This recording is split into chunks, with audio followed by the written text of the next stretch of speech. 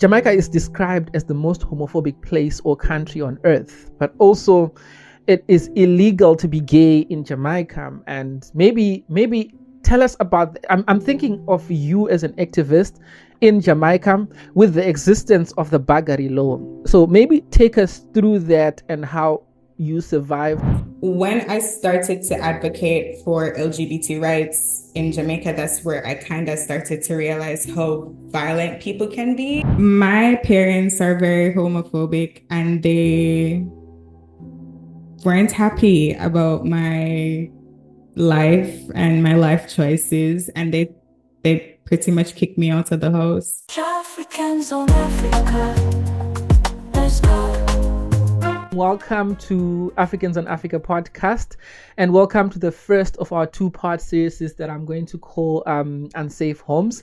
If you know me and if you know anything about me, you'll know that migration is very close to my heart. But part of what really pisses me off or really gets to me about migration is that there are parts of migration that are not looked at specifically in Africa, and part of that migration is migration that is motivated by same-sex relationships. And in Africa alone, approximately 7.5 million people are displaced as a result of same-sex relationships, or are forced out of their own homes, or are forced out of their country or their locations because of same-sex relationships.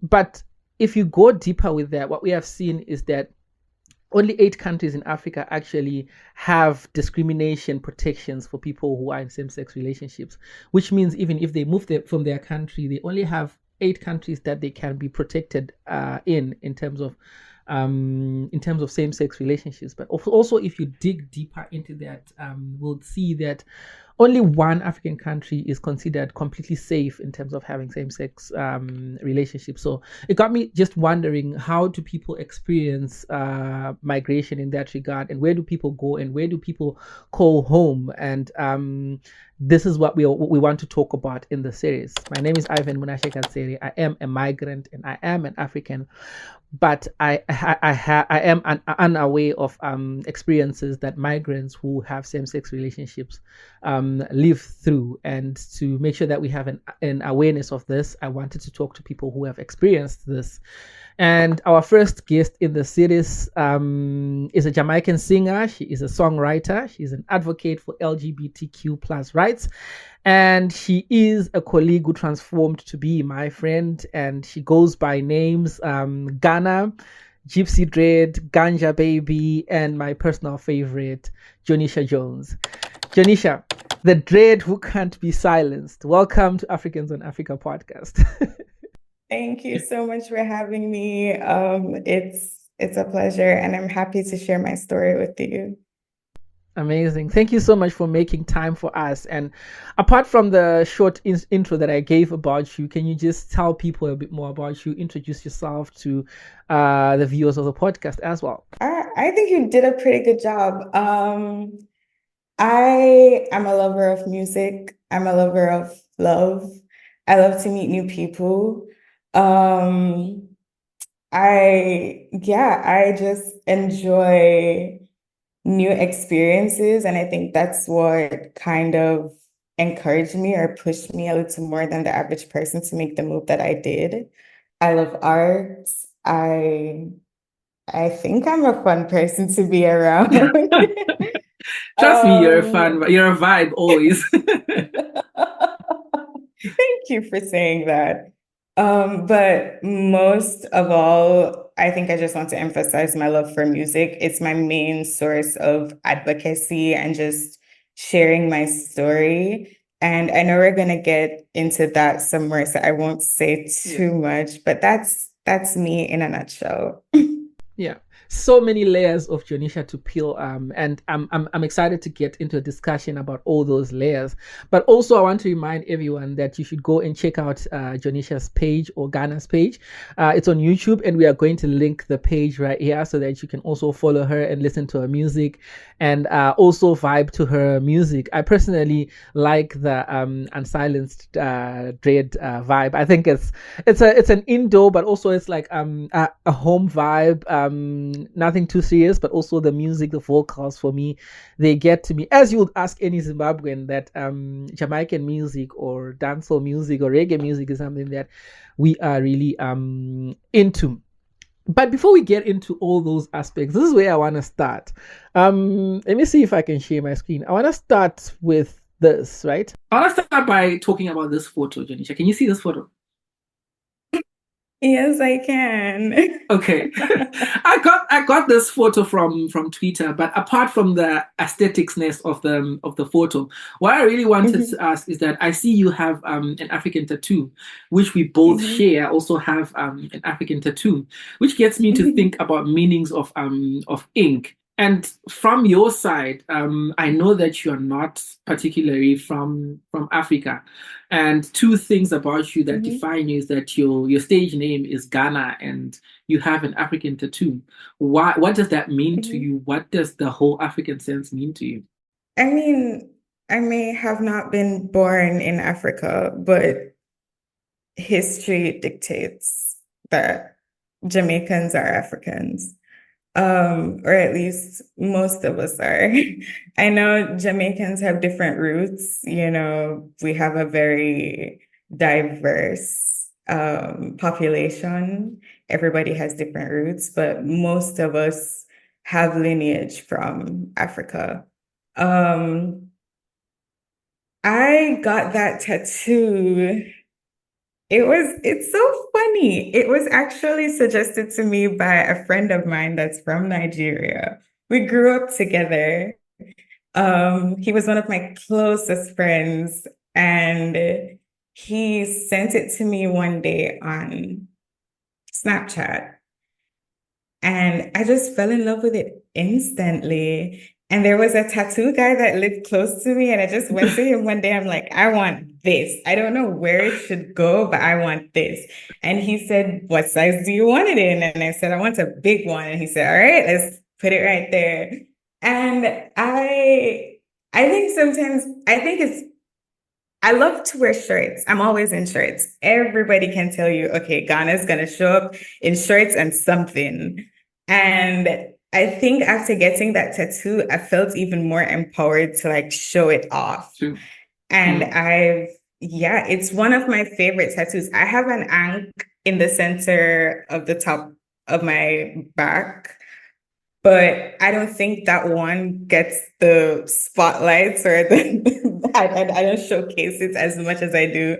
The one on my hip is my favorite tattoo. And I would probably disagree because we have matching tattoos that signify our relationship. I love that one too. Like it's right there on the top. But this one, I think I felt the most empowered just getting up one day and going to get this done because I grew up in a household where it was frowned upon.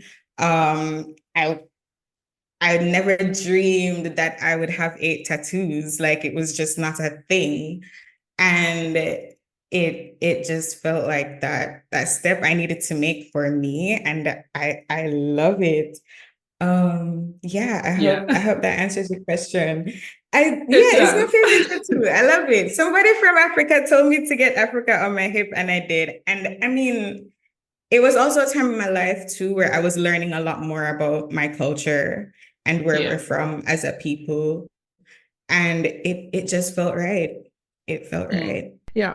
What catches me is actually the fact that you spoke about the tattoo as empowering, and that connection with Africanness, and the fact that you bring out that side of your Africanness as something that is empowering, you don't hide it, and it's a connection that you are making with the African continent, based on the history of Jamaicans also originating from Africa, and the journey starting from Africa. I also find myself like kind of showing off my Africanness. My tattoo it was my first one, so it's an African continent, and it has a heart, and it's the meaning is my heart belongs to Africa. But also, I never really thought that I'd have tattoos, and now I'm addicted to ink, and but I also find it empowering to show off part of my identity and like not having any doubts about my Africanness hidden, and something that I find really really empowering that I wear my continent on my sleeve, but also my country is in there. So I love the fact that ink communicates that to a lot of people, especially when you grow up in a household where tattoos are like a no, and you like, I really want this for myself. This is a journey that I'm walking for myself. But you have Africa, you feel empowered as a result of that. Where does Ghana come in? How does Ghana fit into the mix of things? How does Ghana fit into the mix of things? I'm starting to believe now that at the time when I was developing this persona, this brand, my friends understood me better than I did myself. And I say back then because now I'm a whole different person. But back then, I would like to say that's the case because a friend suggested the African tattoo, and I'm now gonna tell you that a friend of mine suggested that my name should be Ghana. I think it comes with a level of militancy that my music does have. I'm a straight shooter when it comes on to my thoughts and my opinions on things, and I portray that in my music. So yeah, I was in the studio one night with a friend of mine that I knew from high school, and we were trying to figure out what the brand was gonna be. Honestly, I don't even remember the name I suggested to him. It's so far in the past now. It's not me at all, and Ghana just fit. And I told my band that's what my name was gonna be, and we just went with it. And I've connected with the name so much now that it's my name. Wherever I go, people ask me, "What's your name?" It's Ghana. Like on paper, it's Jonisha, but I prefer if you call me Ghana because that's who I am. And it's a part of me now. It's not just a stage name. It's not just a name. It's my overall being. I would really love to visit Ghana in the future, but that's a whole other conversation for So us to have. So if we have people from Ghana that are watching, please invite the real Ghana to the country so that she explores Ghana. But you're also invited to the whole of Africa. You know that you've always had an open invite to South Africa as well, and to Zim, so that you are free to also explore that part of your heritage. I think it's something that you and Hannah should plan for. You should definitely make a trip to Africa and also document that. You also mentioned the militancy of your music. I like that phrase, the militancy of your music. And one of the things that you spoke about was how empowering it is also to you. What is the most empowering song that you have ever dropped? Like I like the one where you talk about the unsilenced dread, because it also speaks about how you're a sharpshooter, like what you're talking about. Them try silence the dread, but them not understand. But what is the most empowering song to you that you have dropped? I would agree with you. It is Silence the Dread. That song came from a place of defeat. It came from a place of an attempt to heal. It came from a place of just overall frustration. I wrote Silence the Dread in a very small dorm room. While in college, I had a roommate as well, so it was a lot smaller than you're imagining. Just split that in half. And I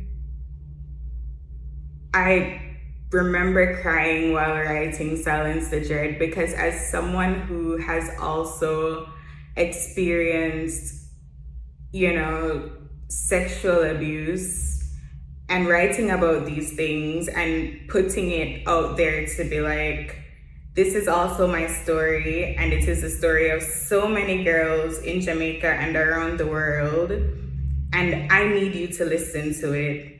But at the same time, I deliver it with a sense of power.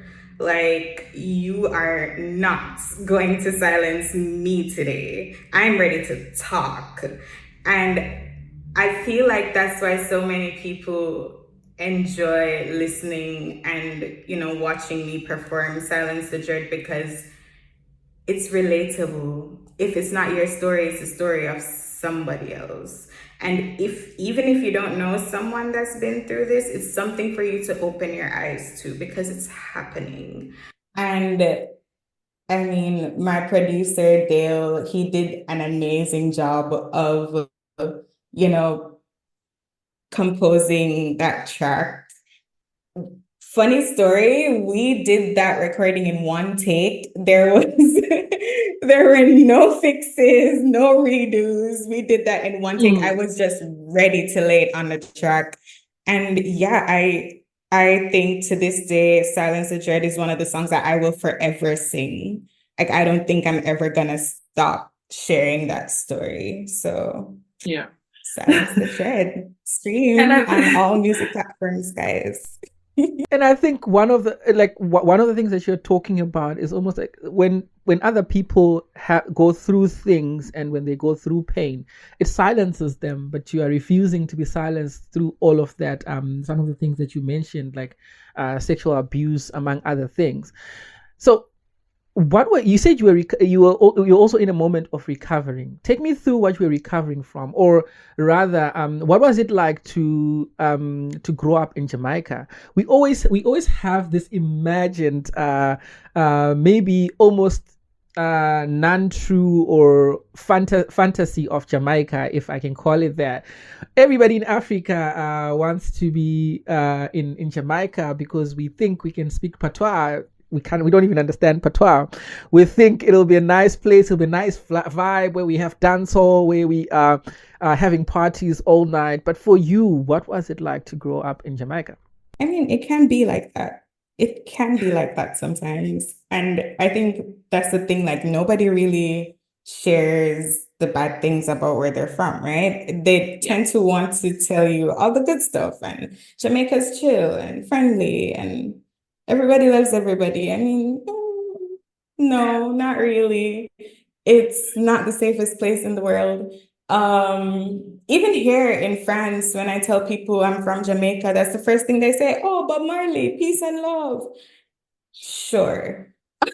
Um, I I grew up a pretty sheltered life. So like it wasn't very I didn't have many opportunities to like explore and, go out with friends and stuff like that. I went to church every Sunday. I sang at church every Sunday. I had to sit close to my mom at church every Sunday. But I also had parents who were complete opposites in a sense. One that was very physically and verbally abusive, and the other one that would turn a blind eye. And eventually, the older you get, the more you don't really want to put up with this anymore. So that's the main reason I went to school in Kingston. Which for those who don't know, I grew up in Montego Bay and I went to the complete opposite end of the island. And that's where I started to like find my true self. I started exploring a bit more with my sexuality and just living.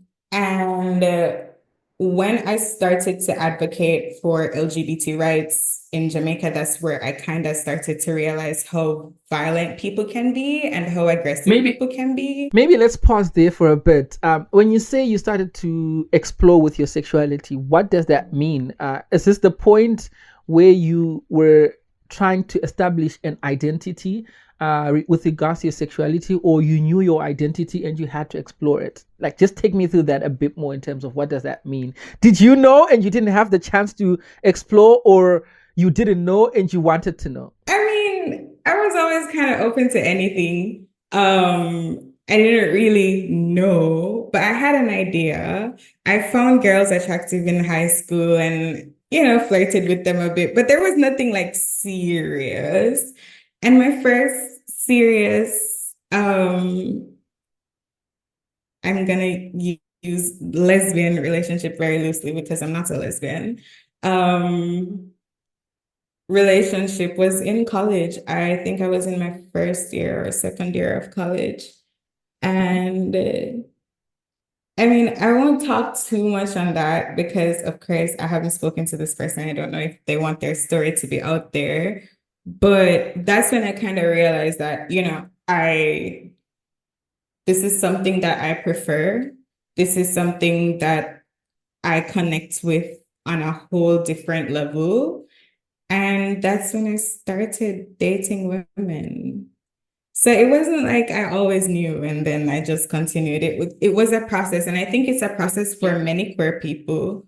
But the So you first thing mentioned is that, you just have to be open to it. Yeah. What were you saying? and at the end of exploring, you mentioned that you're not lesbian. What did you reach at in terms of your identity? What do you identify as currently? I've always identified as pansexual. Um, and I know it's a big jump, it seems, because a lot of people will be like, oh, I'm bisexual, or oh, I'm lesbian, and then eventually get to pansexual. But it has always been this way for me. It doesn't really matter about the genitals of the person. It's always been the vibe that we have, that chemistry that everybody talks about, that connection that you have with the person. That's what it's always been for me. I know being in a 6-year relationship with a woman is a whole different That was look my to next everybody question. else. Like, that's why I was I putting know my back. Yes, I know it's a whole different look to everybody else, but I am pansexual. I do find some men attractive. I do find some transgender folk attractive, some non-binary folk attractive. But at the end of the day, it really boils down to that connection we have when we're we don't even have to be like next to each other. It's just that connection overall with that person. That's what really, pulls me in. So it's different for everyone. It's different for every pansexual person. Some pansexual folk or pansexual women prefer to date men, and it's just a preference. Like, it's not written in stone, and that's the most important thing. Sexuality is fluid. It doesn't have to be binary. Like, it doesn't have to match to something else. You've never been to Africa, right? No, I understand. But yeah. So to throw your question back at you as well. So you are in a 6-year relationship and now you are engaged, right? So you went through the process of exploring your sexuality and finding out your identity, and you chose to be with Hannah, right? Cool. And then, so it sounds as if now you started your migration journey in terms of coming from home, from Montague Bay, to come and be in school in Kingston. But part of that was also trying to find a space where you can express yourself and a space where you can explore whatever it is you're trying to express. And that's the part that you jumped to and started to talk about being an activist. Take us through that. Was that still in school? How did that start? And where does that fit into the whole scheme of things? Yeah, it was in school. Funny story. Remember that first relationship I told you about? So we broke up and I was heartbroken. And a friend of mine at UE, that's the university I went to, that told me about this social and economic justice training that at the time they were called J-Flag. Now they're Equality Jamaica. J-Flag is Jamaica for all gays. That's what it stood for. It's an advocacy group for LGBT folk in Jamaica. And at the time, I understood it as a part of J-Flag. I later found out that they're a whole separate advocacy group, but they're called We Change.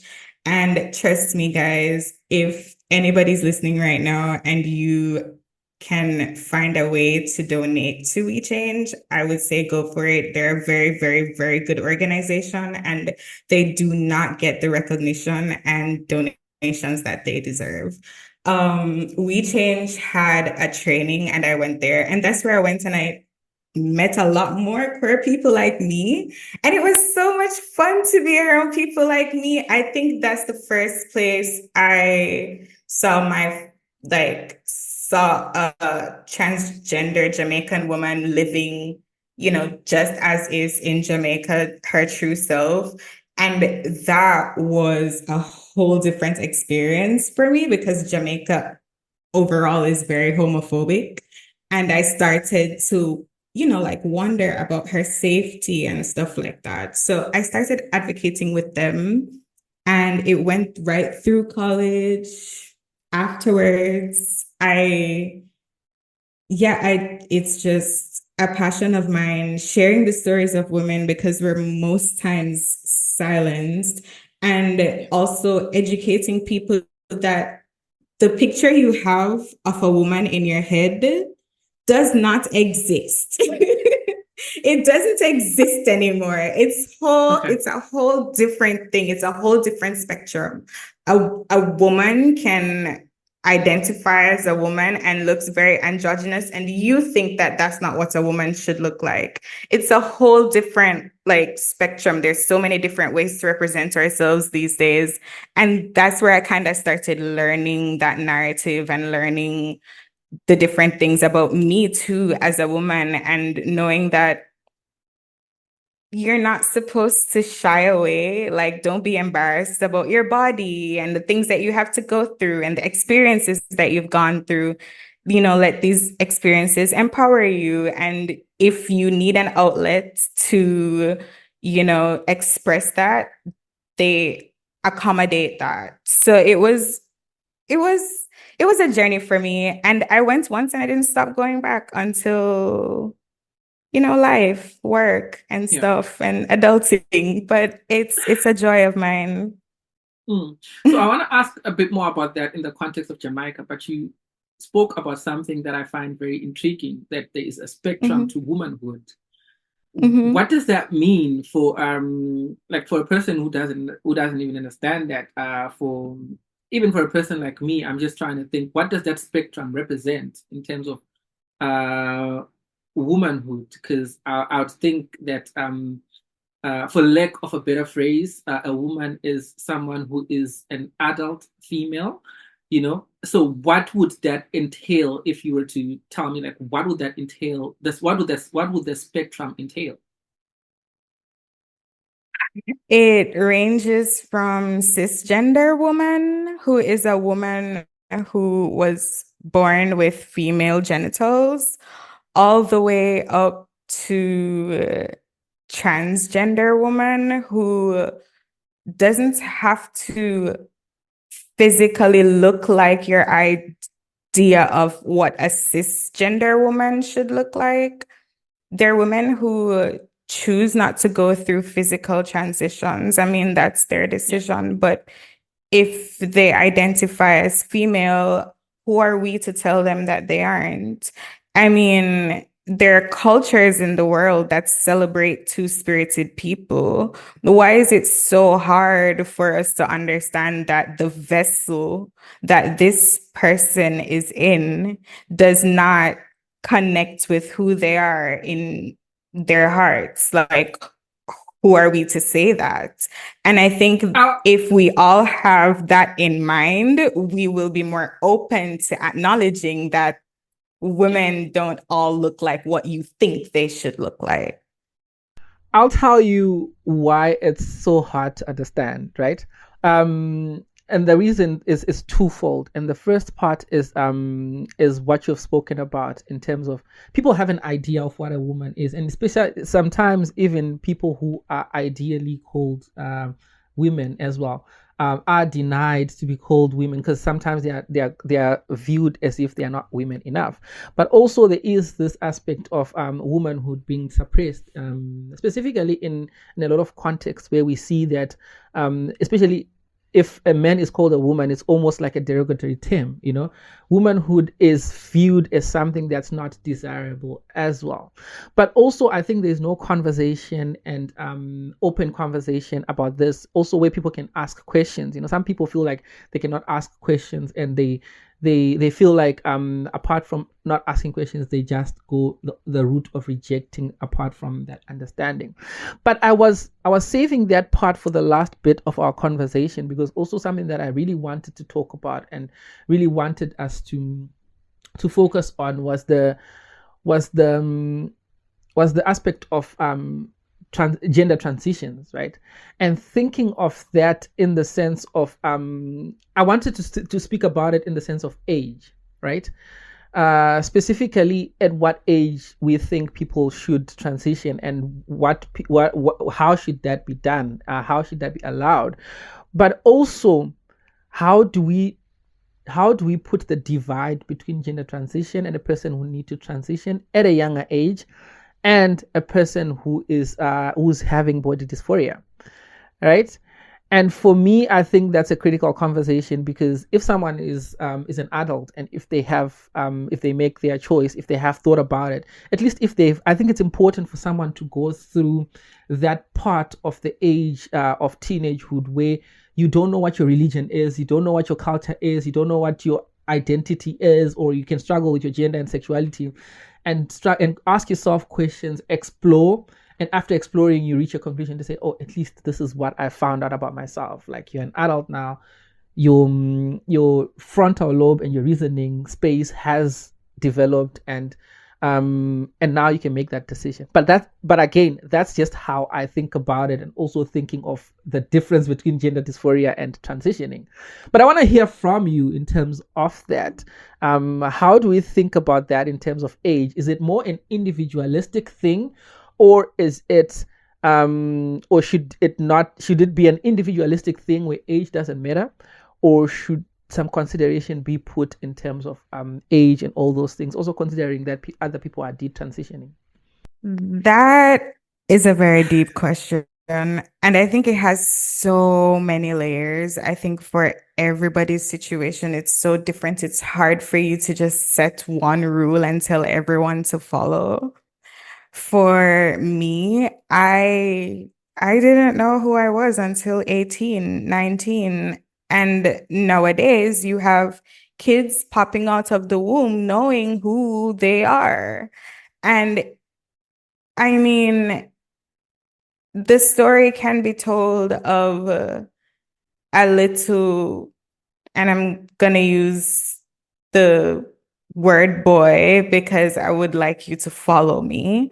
But the story can be told of the little boy who knew from 7 that this isn't who they are, and that they're a girl, and they've told their parents, and their parents are supportive and, would like to go ahead with puberty blockers so that their voice doesn't deepen, and, they can go through a female puberty and grow the way that they see themselves. That happens, and the girl is happy. She's happy. She's happy with her transition. She finds herself beautiful. She's no longer detached from the vessel that she's in, and everything is good. And then there's the story of the reverse.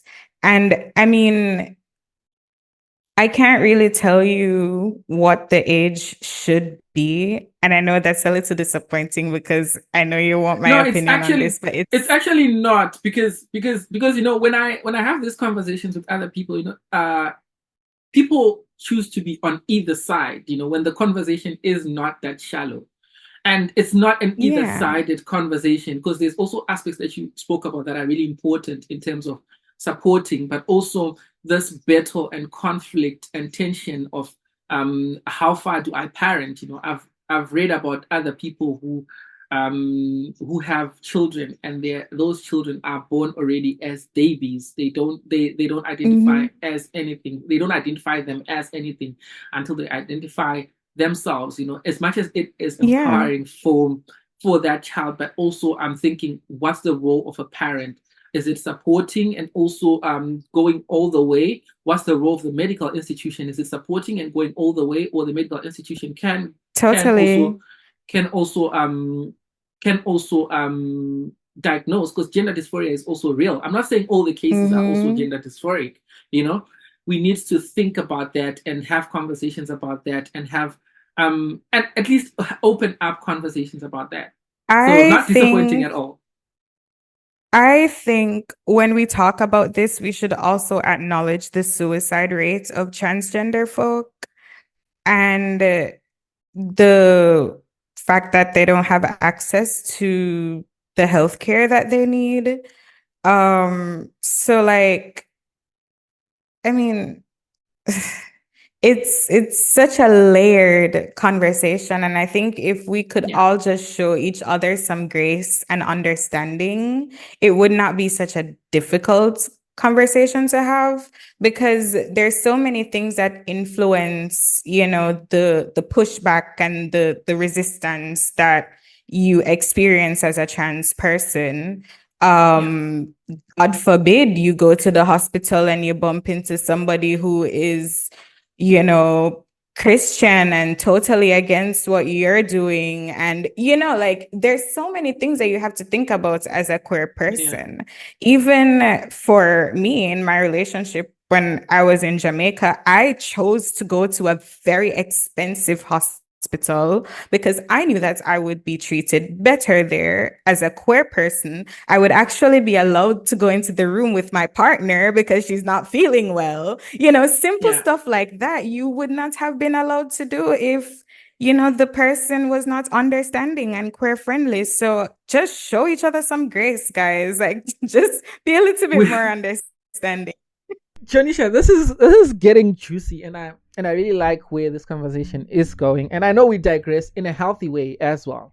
But where I wanted to start off this conversation is talking about sexuality, which we were talking about in a sense. But I wanted to talk about reading some of the things that I read on. You know, I hear that Jamaica is described as the most homophobic place or country on earth, but also it is illegal to be gay in Jamaica. And maybe tell us about. I'm thinking of you as an activist in Jamaica with the existence of the buggery law. So maybe take us through that and how you survived the Jamaica with the buggery law and what the buggery law is. Okay, so a lot of the laws against homosexuals are old. And when I say old, I mean very old. I mean like from the 1800s. They're very old. But the buggery law, from my knowledge, it applies to if a man is caught or suspected of having sexual intercourse with another man, you can get locked up. And I think the sentence is a very large gap, somewhere from 8 years to like, I don't know, like 20. But nobody ever makes it out of jail as a gay man when you're thrown in jail, because in prison it's also very homophobic in there. I mean, of course it is. There's no question. And I mean, Jamaican prisons aren't fancy like the ones you see on TV. They're very old buildings, and they're just, I mean, Tower Street Prison has a very mixed population of people. Dons for areas, gunmen, gay men, I mean, thieves, rapists. It's just like a mix of people. So it's not safe in there. So you taking someone, locking them up just because they love differently from you, putting them into a place where you know that it's just as, you know, unsafe for them in there, or even worse, you're pretty much setting them up to die. And I think that is something that people don't think about when they think about the effects of the buggery law. And I know you haven't mentioned this yet, but or I don't know if you will, because of course I can't read your mind. Go ahead. But the music that I we was have going in there. Jamaica is also very homophobic, but there is prejudice because, of course, all the men are going to celebrate. Okay, let's not. Let's swiftly transition into that. There are a few things that you mentioned that I want to make sure that we are touching on before we move. If I heard correctly, you actually have to be caught in the act, Or suspected of. or suspected. Oh, So, or suspected of. people have this general idea of what the mannerisms and behaviors of a gay man is, and that it's always flamboyant, and but yeah, and there is also a law about sodomy, which is what they consider lesbian sex, and it's a similar. I think it's like 10 years in prison. So it's. And my question was extending to how were you an activist in Jamaica, and with all of that in your face, like you faced arrest, you faced being prosecuted or 10 years in prison or more. How did you do it, and how did they police? Did they police you as activists, or how did that happen? Sometimes we would get a little pushback as activists, but we would also plan for that. So there were security protocols in place. My story is a bit similar to a lot of Jamaicans who are also queer. My parents are very homophobic, and they weren't happy about my life and my life choices, and they pretty much kicked me out of the house. So at that point, I didn't have a reason to be like, oh, well, I'm not going to do this because my parents are going to see and they're going to be upset. I went all in, and this was something that I was very passionate about. Eventually, of course, I mean, I'm engaged now, so naturally I want to get married. But since then, I've been thinking about, oh, I want to be able to get married. I want to be able to have a family. And maybe this work, I was so delusional. I was like, maybe this work I'm doing can help us to, eventually be able to have that in this lifetime. Oh, so you're rolling out the red carpet for yourself in the future, for your future self. I'm just like, we can do this, guys. Let's go. I was so motivated. But you get to realize that sometimes Jamaica is a place that also beats you down. Yeah. I mean, it can be a really great place, but it sometimes really gets to you. And I think that's when I started to segue a bit, from going to every march that we have and every forum that we have, to start paying attention to like how I can make changes in my life to make it better for my family. And you got engaged while you were still in Jamaica, right? For those who don't know, Jonisha is now staying in Ghana, is now staying in France, right? You got engaged while you were in Jamaica. How was that experience for you and Hannah, considering that you say your parents are homophobic? Okay, so Jamaica, the general Jamaica can be very dangerous for queer people, but there are some safe spaces, and some of these safe spaces include hotels. And normally when we want to be all cute and romantic in public, that's where we go. We go to a hotel because it's private public. And the people there are catering to you, and they deal with tourists every day, and they really just don't care. So that was the safest place for us to go. And we took a picture and posted it on Twitter, and it just blew up. And we had absolutely no idea that we would have gotten I mean, a fair share of love and hate. I mean, there were a couple people in there just like, nah, It this was ain't weird for right. me because I was like, wait, I know these people. I really do know these people, and Yes. we were not even following each other on Twitter, but I saw how your engagement blew up. That was amazing. We're gonna pop up a picture of your engagement, yeah, and Yeah, it was so much fun. and and within okay, so within that, your family, was it involved? Was anyone involved, or it was just No, people in your private spaces? Yeah. no, you get to understand that a lot of the things that Hannah and I do are just us. We didn't include anybody. We did this on our own. We're just like, okay, we're just gonna do this. And I mean, probably a few of our closest friends would have known that it was gonna happen. But, and when I say a few, I mean like one or two, because our friend circle is also very small. But yeah, we just did it. I think the reason our relationship is this solid is because we kind of know how to block out the rest of the world and focus on what's important, which is what's right here. So yeah, we didn't tell a soul, we didn't tell anybody, we just did that. I think the point that you're talking about is really important in terms of the world, and it encompasses social norms that tell us what not to do and what to do and how to do it, in a sense, and it has so much of an influence on sexuality. And this is what I think in terms of how things are, at least in Africa and at least in the spaces that I've occupied.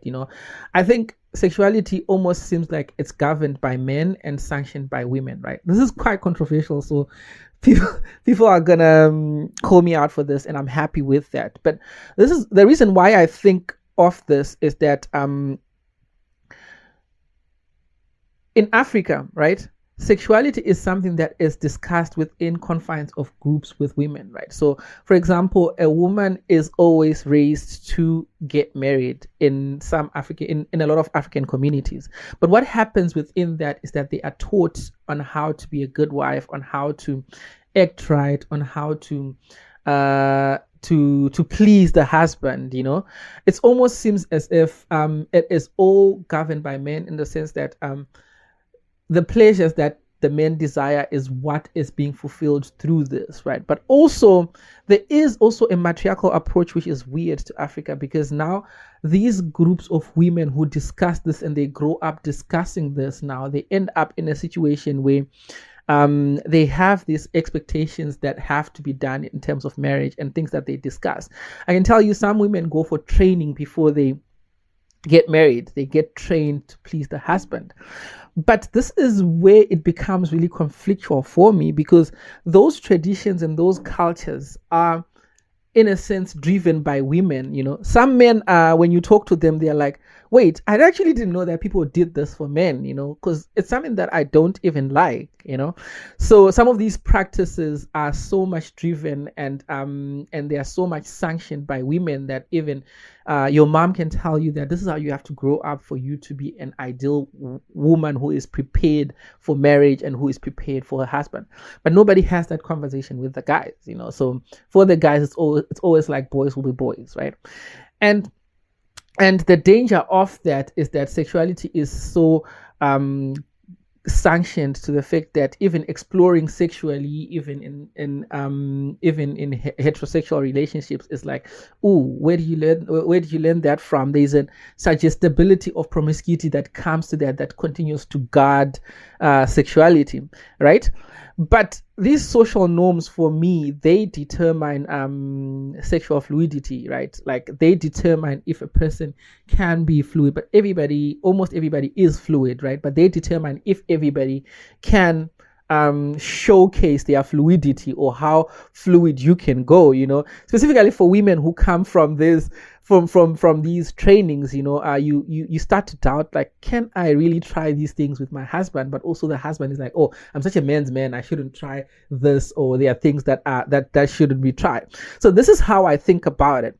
But where I'm taking it is this: they not only determine fluidity, but also they determine sexual norms that govern sexual discrimination, right? What we discriminate in terms of sexuality is housed from that, specifically in and from the African context, at least from the spaces that I've occupied. And I'm happy for people to call me out on this. It can be bullshit. I don't care. But bringing it to the context of Jamaica and something that you were talking about already, what I wanted to talk about is things like the attitudes of people, the politics, the music, the reaction of the police, and the violence that is present against people from the LGBTQ community. So maybe let's start with the music, since you had already spoken about it.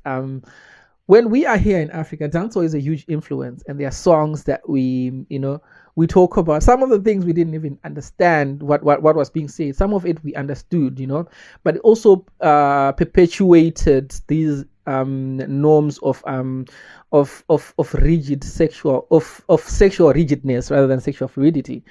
How was that like in Jamaica in terms of your experience? What was the impact of the music on you, and what was the music of that sexual discrimination on you? Wow. I wrote a song once that I was afraid to release, and it was because I was talking about my partner using the pronouns that I would want to use, which would be she, her. And I sat for a very long time in the studio. And this was during the time I was still advocating. Like I was out there in the streets, but at the same time, I had to be smart about my safety. Yeah. And I eventually decided that I'm going to take out the female pronouns and drop in some male pronouns. And this was me convincing myself because, technically you're pansexual anyways. So if anybody should ask, you just wrote this song about a guy. But that wasn't the truth. I was writing it about Hannah. And at the time, and I mean, my producer is also queer friendly. I mean, there are levels to it, but he's learning, and I'm so proud of him. Um, and he understood me. He understood my concern, and he told me to go with whatever decision I choose. And I chose to change it, mainly because I didn't want to be ridiculed. But I do see now, especially in dance hall, and I think that's the distinction we need to make right here. It's different for women who do reggae music and women who do dance hall music. Dance hall is a little bit more raunchy, and it's a lot more sexual, and it's in your face, and it's written to start a conversation. Like, we want you to be talking about this new raunchy song that, I don't know, Jada Kingdom dropped. And that's kind of the energy that dancehall comes with. But reggae music is a little bit more spiritual and grounded, and you would never expect a female reggae artist to talk about things like sex, and especially with another woman, like, what? So it wasn't, I was smack in the middle. I do reggae fusion music, and at the time, I felt a stronger connection to the reggae-ness of my music than the other genres that influence my music. And I decided to change the pronouns. I will release the official recording now, because When is the release date? When is the release date? I will have to talk to my producer and let you know, but I will release it in the future. And yeah, I mean, there's nothing to hide now. I'm getting married. Like, there's no question. So I'll drop it. Yeah. But that's the experience I went through as an artist is one thing, but then there's also the influence that the music has on the people. There are countless songs or lines from songs about gay people and how they should die and what they would do to gay people. I mean, one of the biggest songs that I'm very proud of this artist for not, including it in their performance set anymore. But Boom Bye Bye was like an earthquake. It shook everybody in Jamaica and it shook some people for the wrong reasons. It was that song that homophobic people could celebrate and could play to, you know, showcase some sort of strength or some sort of intimidation. And it was a song where the gay people were just like, what did we do? Like, what did we do to deserve all of this hate? Why are we, always on the top of the list of topics to discuss? Like, we're just trying to live our lives. Yeah. And it got to a point where, they say if you can't beat them, join them. And we started to reclaim some of these words. So, and I'll refrain from using them here because they're still used to hurt us. But we would start using them and call our friends that and be like, hey girl, and try to regain some sort of strength, some sort of power. And yeah, that's kind of the type of culture we have in our queer community in Jamaica. It's very resilient. And I mean, you knock us down 10, we're standing up 11. That's just how we are. And that's what it developed into. But there's so many dancehall songs and reggae songs about what we're doing and how wrong it is and that we should die. And it's just horrible. Yeah, I think I'm a firm believer that language, especially in the wrong hands, can be a dagger or a hammer. Like if you have the wrong language, then everything seems like a nail, and you want to bust onto everything, or you want to cut everyone. And specifically in situations where people acquire a language and they don't use it efficiently, we have also adopted words from dancehall in our own spaces, and we just blurt out. We used to blurt out these words, that are used as powerful derogatory terms for people who are within the LGBTIQ plus community. But also, what I find really weird is because specifically where I'm from in Zimbabwe, it's such a taboo subject that nobody talks about it. Nobody even accepts the existence of homosexuals in Zimbabwe, right? It's like if you ask someone, they'll tell you that no, it is not in Zimbabwe. But what I tend to think about is anybody who is homosexual within that space, both on the level of if the language is being used against them, right? But also on the level of the deniability and the defense, almost seems like people always say no, it doesn't happen in our country, it doesn't happen in our space. So much so that even the activism for homosexuals in Zim is actually within the South African spaces, or other spaces that might be community that are secretive, So the power of language for me is very instrumental, like not only in the music but also in the adoption of the music by the people who can't really use the language, but they just use the words. For the same reason, I won't use the words here, but there are words that people talk about, and there are statements that people talk about, arsonist statements like we must burn them, we must kill them, we must, that people really don't think about in terms of, am I really burning a person because of they are choosing to be with a person that they want to be? In a sense, like, what does that have to do with me? But also the fear is that if you say such things, people are looking at you like, you're one of them. Then it becomes a secular argument when you're like, what? Are we talking about the same thing or what? I'm going to be condemned like shit for this, but I don't care. So, so that's the space that we also occupy, and it's influenced a lot by that. I just thought about it when when you spoke about this aspect of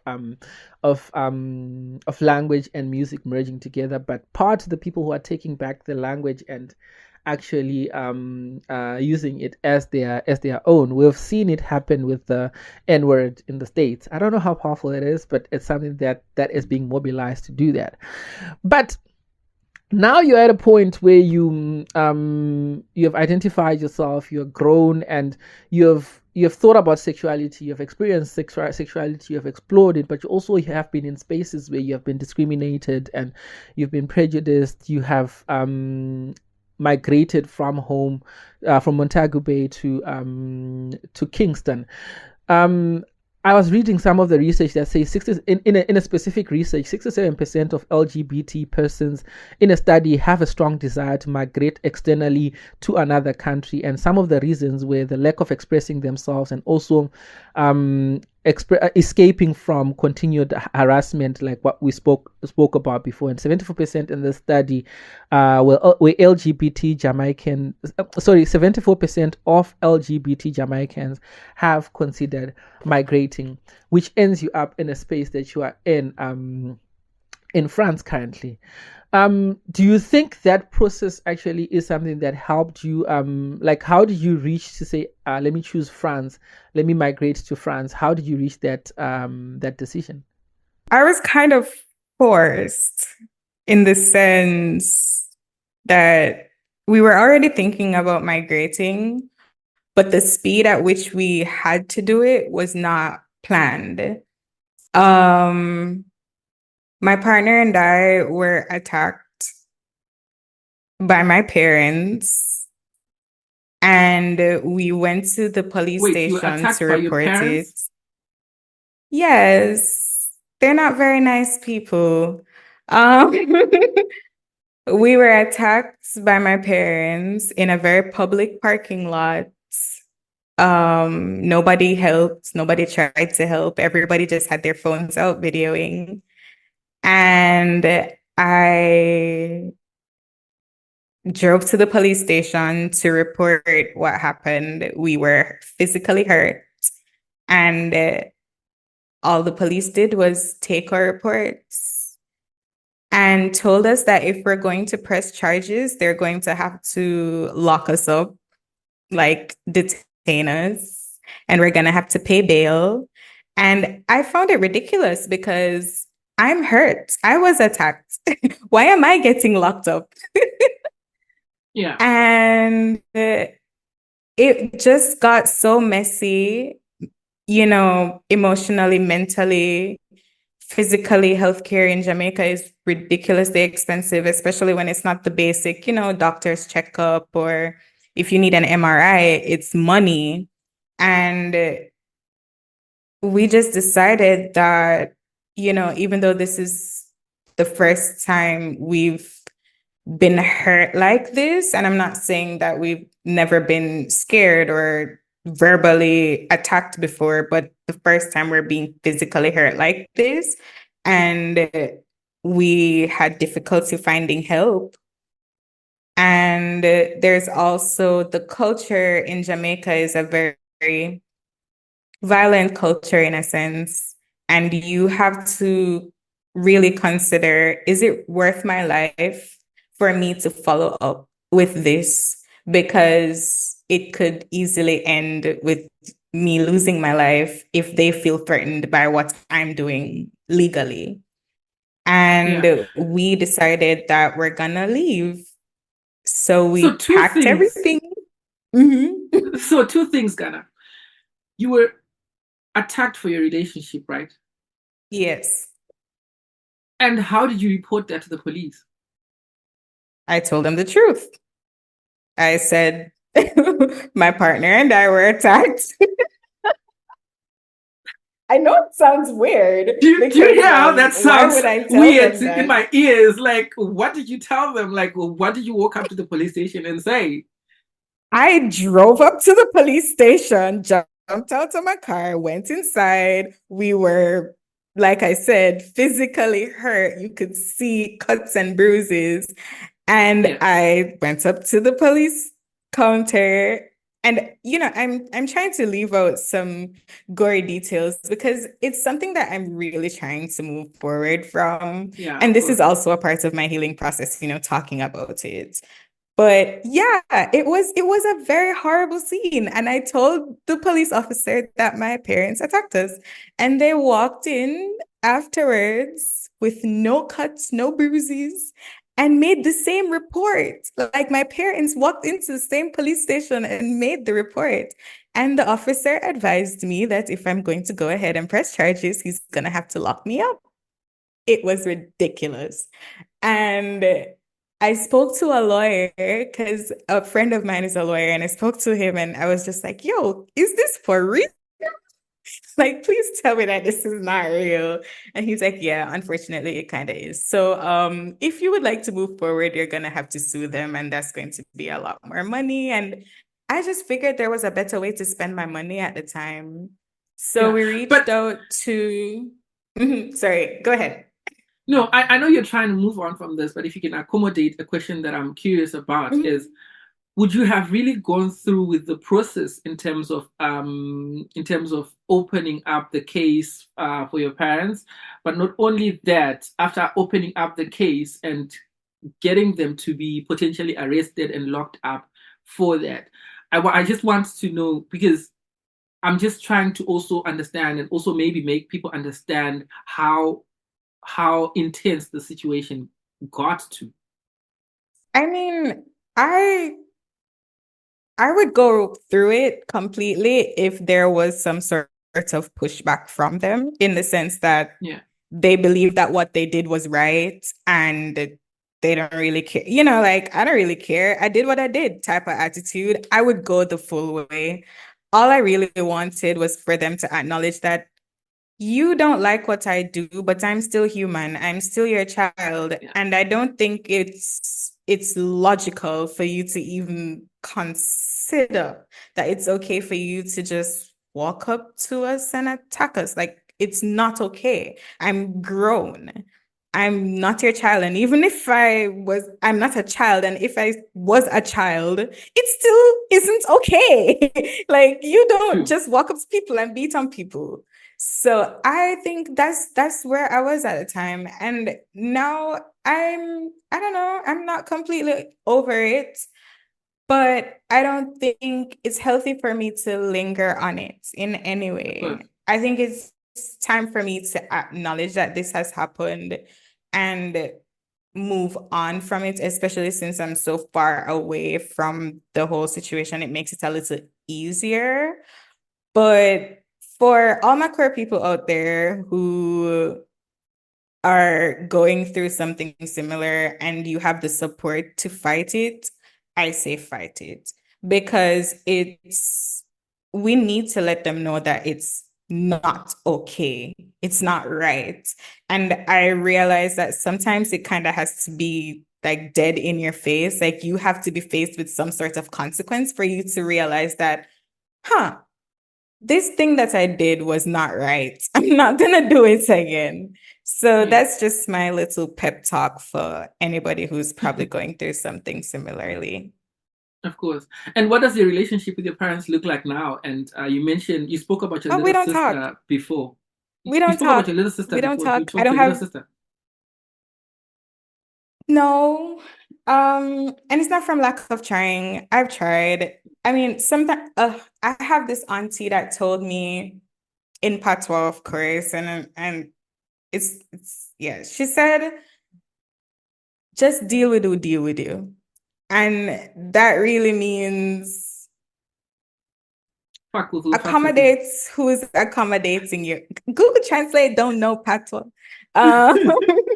But she's just saying, just work with the positive vibes that you're getting from people. Whoever gives you positive vibes, you give them positive vibes back. If they're not giving you positive vibes, just leave them be.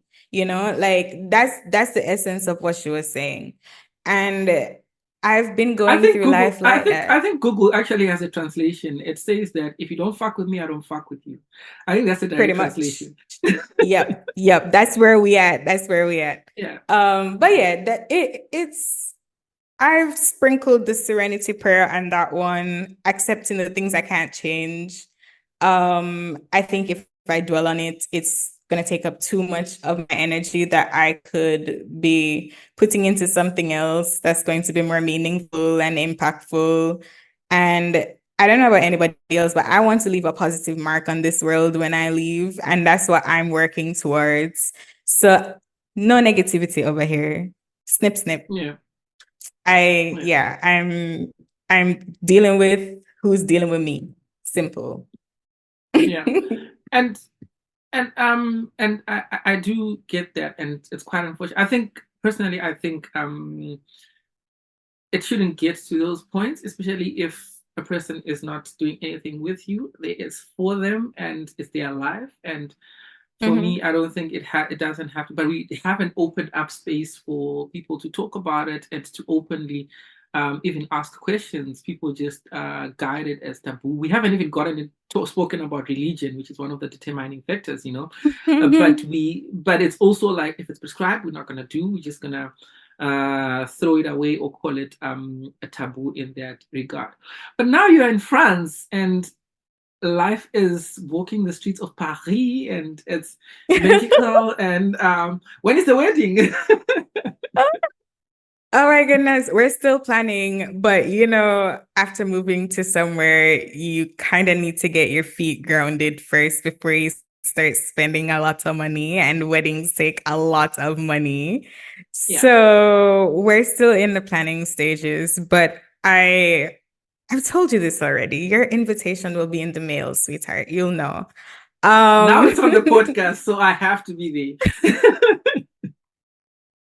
I don't think you were gonna miss it. I don't think you were gonna miss it ever. It's good in France. I think the hardest part, and I think this is the hardest part for any English-speaking person who's moved to another country and they don't know the language, is to learn the language.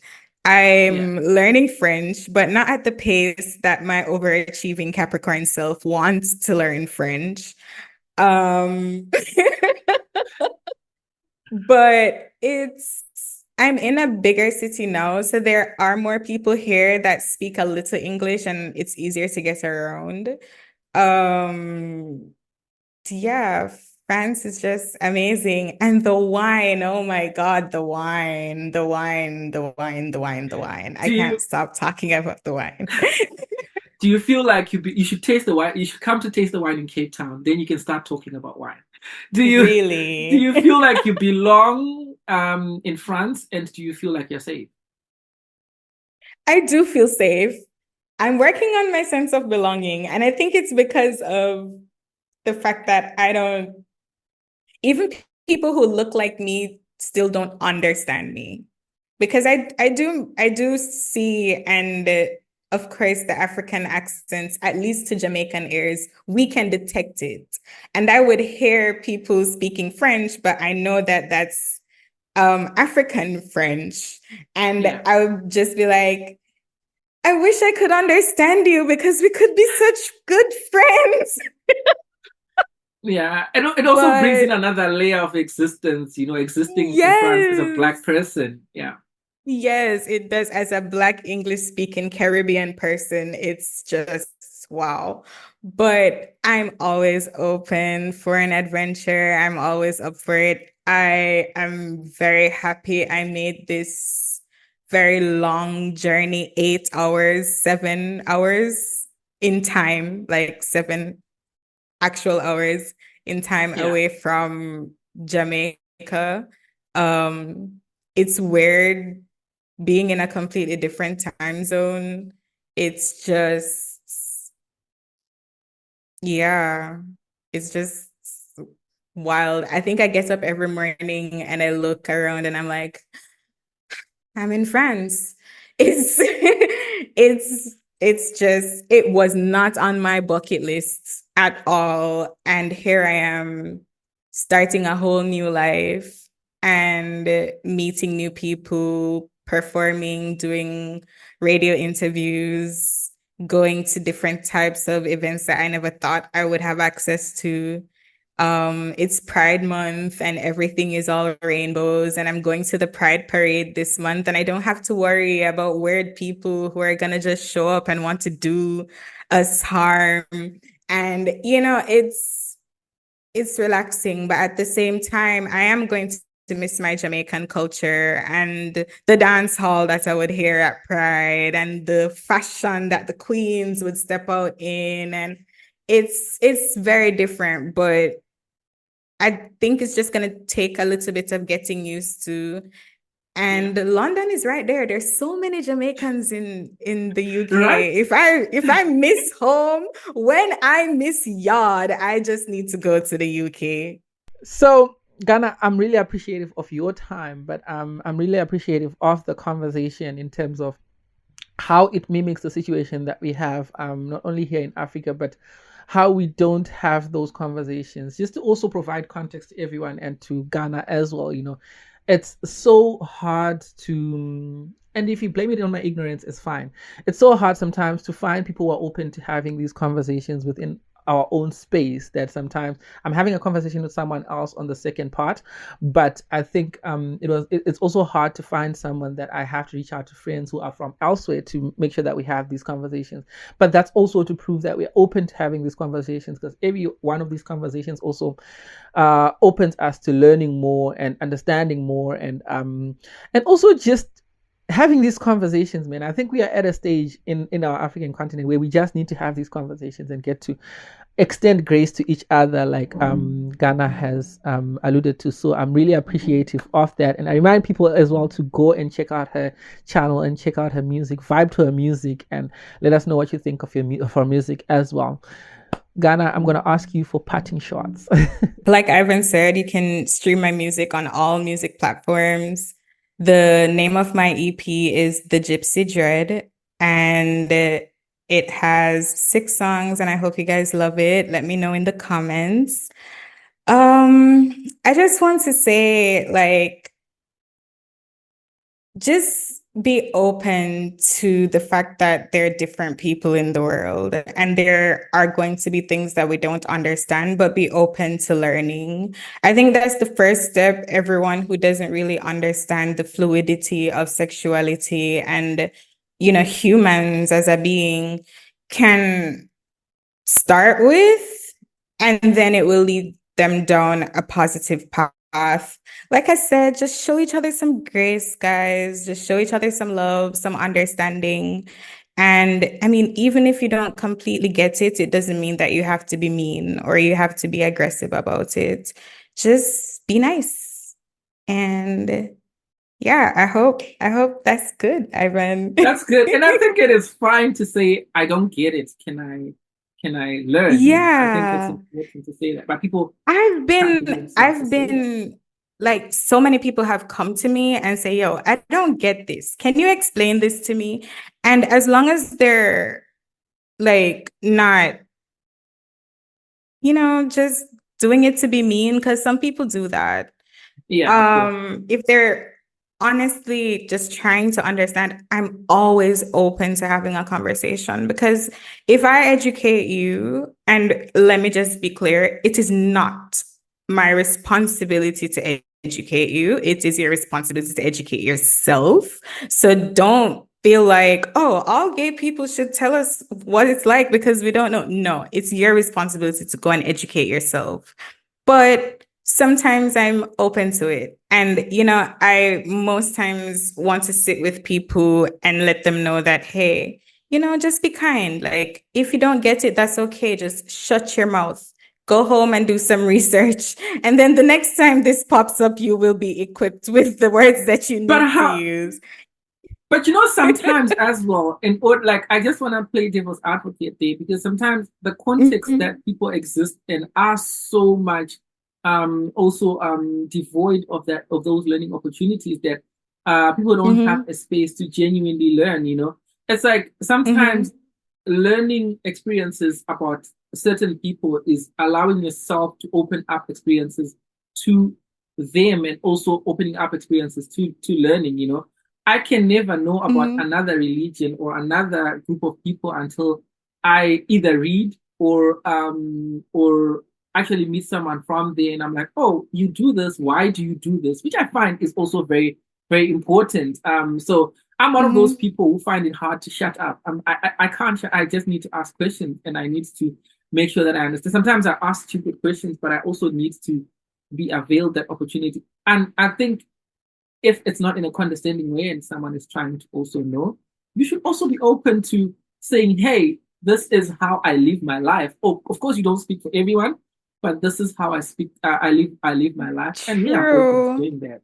But you see, like, and I appreciate you being devil's advocate because a lot of people do think like that. And there's absolutely nothing wrong with thinking like that. But I just need you to keep in mind that the LGBT community, like the majority of the LGBT community, I'm talking about the ones that don't have supportive parents and the ones that Yeah, don't have an outlet to be themselves.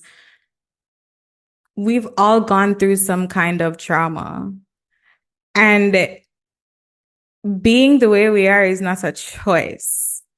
And I know that for some people, especially, facing all the discrimination every day and finding it hard to get a job because you don't want to wear a dress and, all of that, it gets heavy. And sometimes we just don't want to talk about it. Sometimes we just don't want to stick out like a sore thumb. We just kind of want to fit in, but yeah, still in the sense that, I am who I am, you are who you are. Can't we just coexist kind of without making it weird? So like I do get that. I do get not wanting to talk about it all the time, but there are yeah, some situations where the conversation is, already going in that direction and you're just like, hey, I've always been wondering this. And like there's yeah. some, like yeah, I be do get. gentle about it. I think I'm all for coexistence, right? And I'm all for multiculturalism as well. But I think one of the things that not talking breeds is first of all the weirdness that you spoke about, but also it breeds prejudices and stereotypes. Because as human beings, we want to make sense of the world. And sometimes we are driven by things that we guess, just by me having that idea of a woman and seeing you in some cases and the moment that you sit down, I have expectations of how you're supposed to behave, which are mostly wrong, but they help me predict the world. And if we don't talk about it, I think it just pervades the borders that we have already as human beings. Already, you're Jamaican, you're living in France, I'm Zimbabwean, I'm living here, and already we have things that we don't understand about each other. And I think I'm just pushing back towards this thing of people shutting up because also like I stated before, there is power in language, but also there is more power in language when people don't know what their language means. But if people don't talk about it and people don't know the harm that their language is doing, um, they won't be that coexistence. We'll just be co-living, but we won't be existing. If we need to Mm-hmm. coexist, I need to understand you. You need to understand me. I need to be open to your experiences, to learn from your experiences, and I think you need to be open to sharing them. I'm not at all advocating for ignorance, but I'm also stating that we are humans. We behave the way we do because also we want to predict behavior. We have been raised that way, which can be Mm-hmm. maladaptive, but that maladaptiveness needs to be broken. And in a lot of ways, and what I'm trying to do with the podcast as well is to break that maladaptiveness by opening up the floor for conversation. And you have to talk. Yeah. I get that. I mean, I guess it's just like you said, the use of the language. Like, be kind. That's all I'm trying to say. Like, and if you can't find a way to be kind, then don't say anything. Don't I be a think dick. I think That's that's all. yeah. Okay, but I know we're not gonna wrap this up. If I think we can continue for the whole day. But again, thank you so much, Ghana, for making time for us. And I hope we'll, in a way, continue this conversation as people engage. I'll be happy for us to do maybe a Q&A later on to engage with the questions Of that come course. up or anything of that sort, or have another session sometime in the future. You're always welcome to the podcast. And I Yeah, appreciate you being here. I'm more than happy. And I'll try to see if you can possibly, if I can bring a friend on and we can talk from both our experiences, someone who's currently living in Jamaica as a queer individual and me who's here. So I'm super excited. Just let me know when it is. I'm super stoked that I'm on a podcast. It is the best thing ever. I'm telling you, I'm a fan of podcasts. I listen to podcasts every night when I'm trying to go to sleep. So it's, yeah, this just tick this off my bucket list. I'm glad we ticked this box for you, and I'm glad this is, you said it's a healing process for you. It's a process of talking about your experiences for you as well, but also much more for us. It has been a learning experience. It has been a process of getting to engage with things that are taboo in Africa still, in some parts of Africa still. And also a huge part of this will be opening people up to experiences and making sure that we get to coexist. I'm appreciative of you, Ghana, and I will be looking. I'll be waiting for that wedding invitation.